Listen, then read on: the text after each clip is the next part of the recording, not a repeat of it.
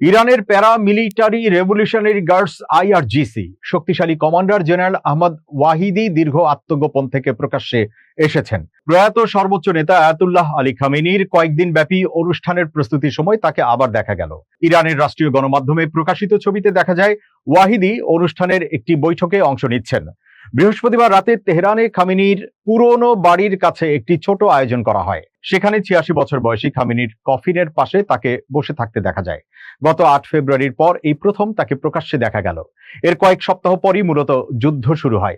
বিশেষজ্ঞরা বলছেন, যুক্তরাষ্ট্রের সাথে যুদ্ধ স্থায়ীভাবে বন্ধের আলোচনায় ওয়াহিদি এখন বড় ভূমিকা রাখছেন।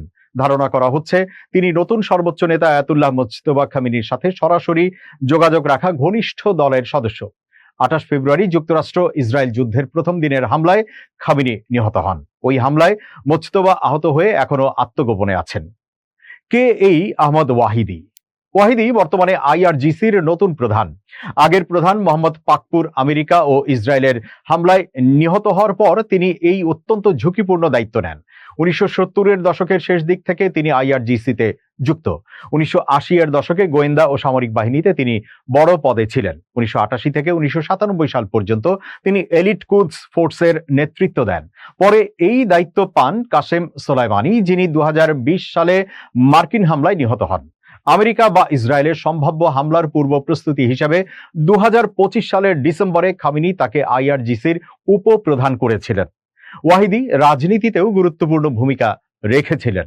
তিনি মাহমুদ আহমদিনেজাদের প্রতিরক্ষা মন্ত্রী এবং ইব্রাহিম রাইসির স্বরাষ্ট্রমন্ত্রী ছিলেন।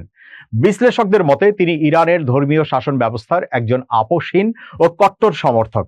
সাংবাদিক মোহাম্মদ আলী শাবানি তার সম্পর্কে বলেছেন, আগের কমান্ডাররা ওয়াহিদির তুলনায় ছিলেন স্রেফ স্কুল শিক্ষক।